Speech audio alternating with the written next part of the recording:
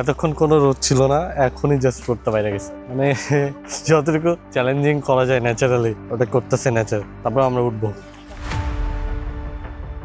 সেই জন্য খুবই প্যারা খাইতেছি আমরা। আমার সাথে কষ্টটা ফিল করেন। এটা আমার কাছে একটা জোক মনে হইতেছে, কারণ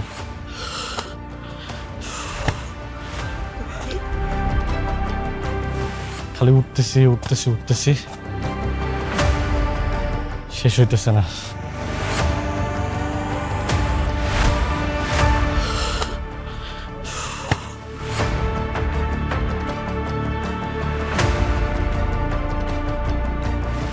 কতক্ষণে শেষ হবে যায় না।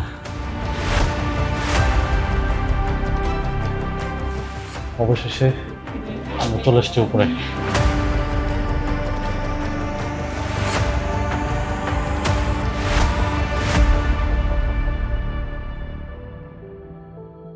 আজকের যাত্রা শুরু হচ্ছে আবারও ক্র্যাবির রাস্তা থেকে। স্কুটি নিয়ে আমরা ধীরে ধীরে এগিয়ে চললাম টাইগার কেভ টেম্পল বা স্থানীয় ভাষায় ওয়াত থাম সুয়া এর উদ্দেশ্যে। ক্র্যাবিকে অনেকেই শুধু সমুদ্র আর দ্বীপের জন্য চেনেন, কিন্তু এই প্রদেশের আরেকটি পরিচয় হলো পাহাড়, জঙ্গল আর শত বছরের পুরনো বৌদ্ধ মন্দির। শহরের ব্যস্ততা পেছনে ফেলে সামনে এগোতেই চারপাশে দেখা মিলল সবুজ গাছপালা আর বিশাল চুনাপাথরের পাহাড়ের। এভাবেই ধীরে ধীরে আমরা পৌঁছে গেলাম টাইগার কেভ টেম্পলের প্রবেশ পথে। আমরা এখন আছি টাইগার কেভের সামনে। অ্যান্ড আমরা এই টাইগার কেভের ভিতরে ঢুকবো এখন। অ্যান্ড আজকের দিনটা কীভাবে কাটাই এটা দেখা দিব আপনাদের। তো এটা হচ্ছে এন্ট্রান্সের যে জায়গাটা, এখান থেকে টিকিট নিতে হবে অ্যান্ড দেন আমরা সামনের দিকে মুভ করবো। অনেক লোক, কারণ এটা একটা টুরিস্টের স্পট, সবাই এখানে আসে। ক্র্যাবি আসলে এখানে আসে। Okay, how many people of you? 2 people. 2 คน How much? 100. 100. Here you go. Thank you. Thank you. Okay, so এখানে ঢোকার টিকিটটা কেটে ফেলছি। এর প্রাইস নিচ্ছে 50 বাত পার পার্সন, 200 টাকার মতো। ক্র্যাবির অন্যতম বিখ্যাত এই ধর্মীয় স্থানে প্রতি বছর অসংখ্য পর্যটক আসেন, কেউ মন্দির দেখতে, আবার কেউ পাহাড়ের চূড়ায় উঠে বিখ্যাত ভিউ পয়েন্ট দেখতে। সো এটা হচ্ছে যে গেটটা আছে ওটা, আর আমাদেরকে যেতে হবে ওই উপরে পাহাড়ের চূড়ায়। সো টাইগার কেভের থাই ভাষায় নাম হচ্ছে ওয়াত থাম সুয়া। অ্যান্ড এটার যে ইন্টারেস্টিং ব্যাপার সেটা হচ্ছে যে আমাদেরকে এখান থেকে 1260টা স্টেপ পার করে আমাদেরকে যেতে হবে পাহাড়ের চূড়ায়। এটা খুবই চ্যালেঞ্জিং। তো আমরা ওইটা আজকে ট্রাই করবো অ্যান্ড দেখবো যে কতক্ষণ লাগে টাইম। আমার মনে হয় যে 1-1.5 ঘন্টার মতো লাগতে পারে। তো চলেন দেখি কতটুকু চ্যালেঞ্জিং।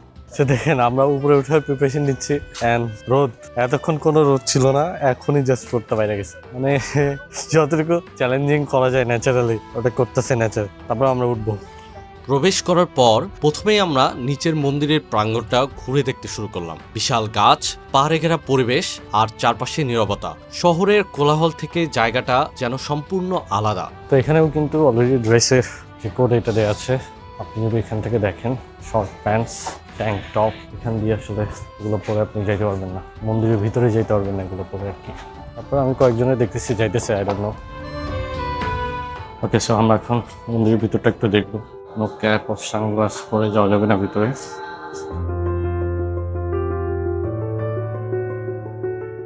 রাজকীয় একটা ভাইব আছে আর কি। এখানে পেইন্টিং গুলো আছে বিভিন্ন। এটার মধ্যে কি আছে? এখানে কিছু একটা রাখা আছে যেটা গ্লাসের মধ্যে দেখায়। ওকে, সো এটা হচ্ছে এটার মেইন মন্দিরটা। এখানকার শান্ত পরিবেশে অনেক বৌদ্ধ ভিক্ষু ধ্যান ও সাধনা করেন। ভিতরে কিছু একটা রাখা আছে গ্লাসের মধ্যে, এখান থেকে স্পষ্ট দেখা যাচ্ছে না, বাট এটা হচ্ছে মেইন যে এন্ট্রান্স। সো এটাই ছিল ওই মন্দির। এটার মধ্যে টাইম ওয়েস্ট করে লাভ নেই। চাইলে আপনি এখান থেকে ফুল কিনতে পারবেন। সো আমরা মন্দির থেকে বের হয়ে গেছি, এখন যাবো আমরা উপরের দিকে। সো আমরা এখন যাবো যে টাইগার কেভটা আছে ওটার ওইদিকে অ্যান্ড খুঁজবো টাইগার কেভের এন্ট্রান্সটা কোন দিকে। এর পাশে আরও কিছু জিনিসের কনস্ট্রাকশন চলতেছে, যে আমি যদি দেখাই এই পাশটায়।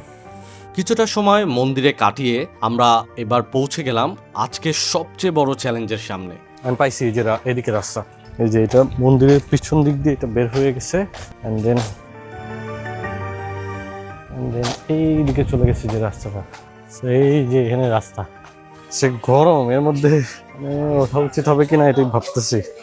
বানরও আছে, সো ওইটা থেকেও সেফ থাকতে হবে। এই যে ঢোকার রাস্তাটা এই যে এদিক দিয়ে চলে গেছে, এখানে লেখা আছে 1260টা স্টেপ পার করে যাইতে হবে। 1260টি ধাপ, প্রতিটি ধাপ পেরিয়ে পৌঁছতে হবে পাহাড়ের চূড়ায়, যেখানে অপেক্ষা করছে টাইগার কেভ টেম্পলের বিখ্যাত ভিউ পয়েন্ট। সামনের পথটা সহজ হবে না, তবুও এবার শুরু হলো আমাদের ওঠার অভিযান। ঠিক আছে, মানকিদের থেকে সেফ থাকার জন্য সরকার শুরু করলাম ওঠা, দেখি কতটুকু উঠতে পারি। অলরেডি বানর ডাকাডাকি করতেছে। প্রথম কয়েকটি ধাপ উঠতেই বুঝতে পারলাম এটা সাধারণ কোনো সিঁড়ি নয়। অনেক ধাপই বেশ উঁচু ও খাড়া, তাই এখানে গতি নয়, ধৈর্যই সবচেয়ে বড় শক্তি। সেটা হচ্ছে যে পথে আমাদের মতো বিভিন্ন দেশ থেকে আসা পর্যটকরাও একই লক্ষ্য নিয়ে উপরে উঠছিল। আমাদের সিঁড়িগুলো আরো ক্যামেরা কতটুকু আসতেছে, সিঁড়িটা একদম মানে খাড়া খাড়া আর কি। আমরাও ধীরে ধীরে উঠতে শুরু করলাম। শুরুতে গতি ভালো থাকলেও যত উপরে উঠছিলাম ততই প্রতিটি ধাপ কঠিন মনে হচ্ছিল। মানে এটাতে যে টাইপের সিঁড়ি, এই টাইপের সিঁড়ি আমি জীবনে উঠি নাই, কিন্তু পরে বাতাস আছে, সেটা একটা ভালো দিক।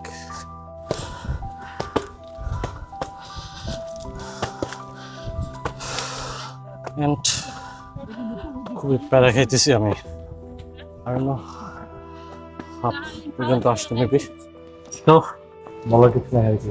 আমরা মেবি হাফও আস নাই, and আমরা কই থেকে আসছি দেখি। এখান থেকে ভিউটা খুবই সুন্দর দেখা যায়, এখান থেকে দেখেন লোকজন উঠতেছে। মাঝে মধ্যেই থেমে পানি খাচ্ছিলাম, একটু বিশ্রাম নিচ্ছিলাম, তারপর আবার শুরু। সো আপনারা আমার সাথে কষ্টটা ফিল করেন, বুঝছেন? না আসতে পারলেও সমস্যা নাই, আমার সাথে জাস্ট ফিল করতে থাকেন যে কতটুকু কষ্ট হইতেছে। ভিউটা খুবই সুন্দর, যত উপরে উঠতেছি তত সুন্দর লাগতেছে। সো এখান থেকে ভিউটা এমন, ও মাশাআল্লাহ খুবই সুন্দর। অ্যান্ড আমরা ওইখান থেকে হেঁটে হেঁটে আসছি।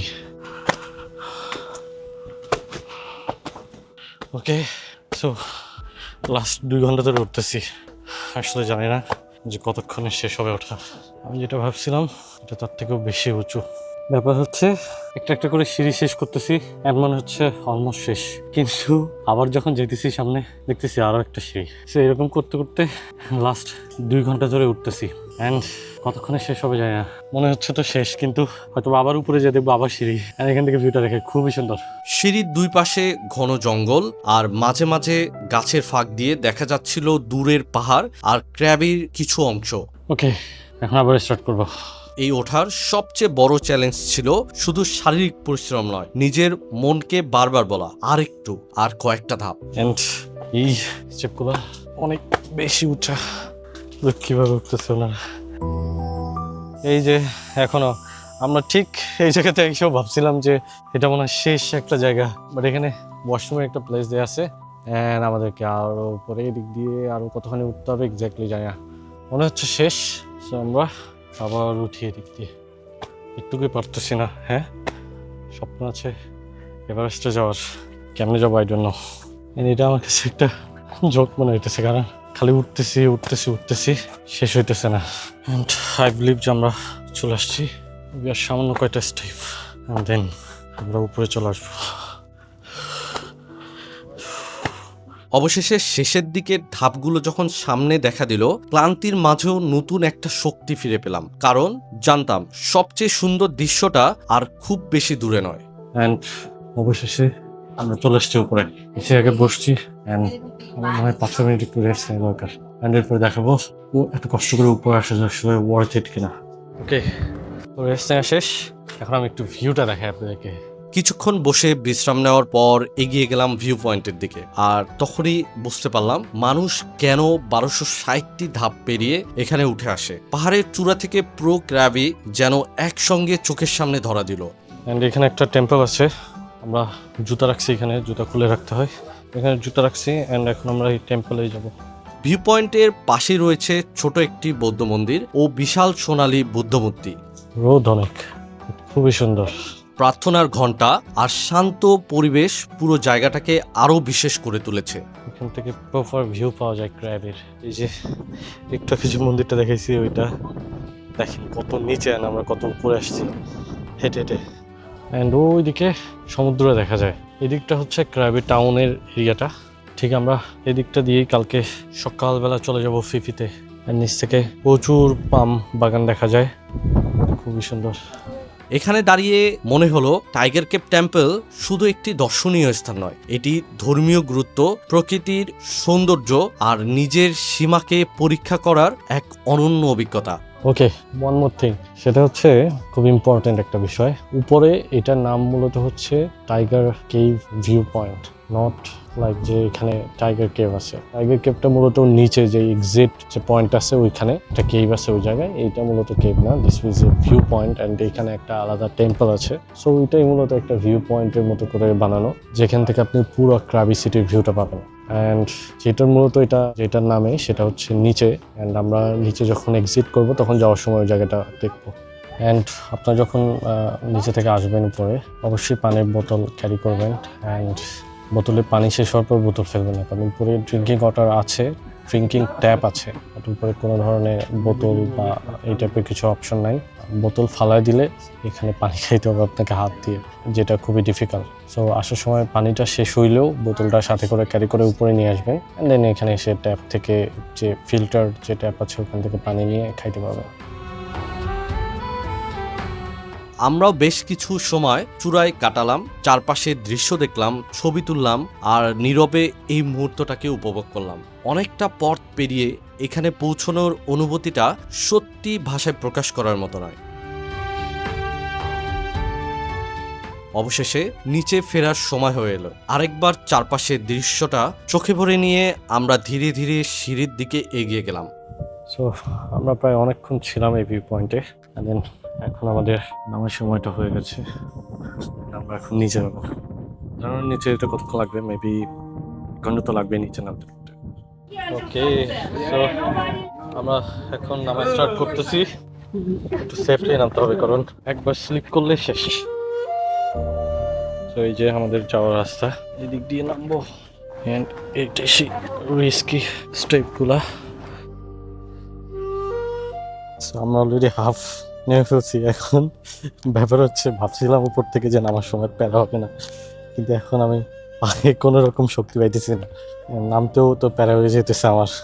সো এখানে অবভিয়াসলি আপনারা যখন আসবেন খুবই রিল্যাক্সলি টাইম নিয়ে আসবেন। অ্যান্ড অবশ্যই দেখবেন যে আপনার শারীরিক কী অবস্থা, তাইলে কিন্তু প্যারা খেয়ে যাবেন।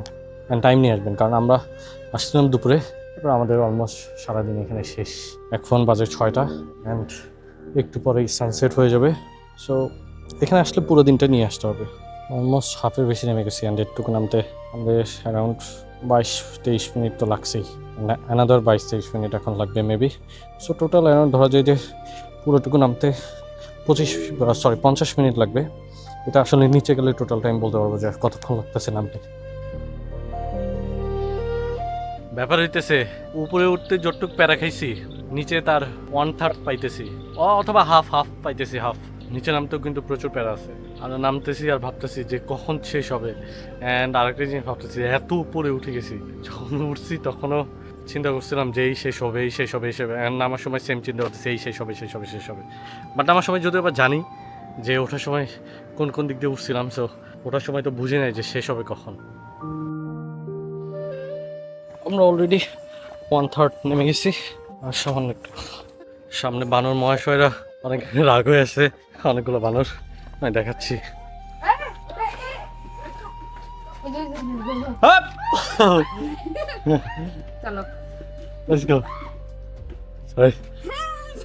যাও তুমি নামো। অলরেডি বানরের সাথে ঝামেলা লেগে গেছে, আমরা পার হয়ে যেতেছি। ওরা একটু আগে অলরেডি ঝামেলা করে ফেলছে। এখানে আরো কিছু বানর আছে, তো আমাদেরকে সাবধানে নামতে হবে। কি খুঁজতে চাই জন্য নেমে যাই, রিস্ক না নেই। ওকে, আমরা চলে আসছি আর জাস্ট মাত্র কয়েকটা স্টেপ, এরপরে আমরা চলে আসবো নিচে। ওকে, আর জন্য যে আমার অবস্থা দেখতেছেন কিনা, বাট আমরা অবশ্যই সে নিচে চলে আসছি। অ্যান্ড নিচে আসাটাও অনেক চ্যালেঞ্জিং ছিল। এখন আমরা একটু লাইট জ্বালাই নিছি অলরেডি।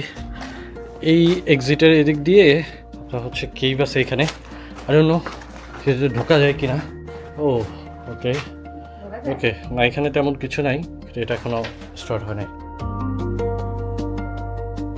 সো আমরা এক্সিট দিয়ে বের হয়ে যেতেছি অ্যান্ড আমরা কইছিলাম একটু দেখাই, আমরা ছিলাম এইটার এই মাথায়। নিচে নেমে দিন শেষ হয়ে আসায় আমরা আবার আমাদের স্কুটি নিয়ে হোটেলের উদ্দেশ্যে রওনা দিই। তো সারাদিনের ঘোরাঘুরি শেষে আমরা এখন আমাদের হোটেলে চলে আসছি অ্যান্ড আমরা এখন রেস্ট নিব, কারণ কালকে আমাদের শিপ হচ্ছে সকাল 9টায়, যেটাতে করে আমরা চলে যাব ফিফিতে। সো দেখা হচ্ছে নেক্সট ভিডিওতে আপনার সাথে ফিফিতে, অ্যান্ড ততক্ষণ পর্যন্ত ভালো থাকবেন। Thank you so much for watching this video. Have a good day and don't forget to subscribe.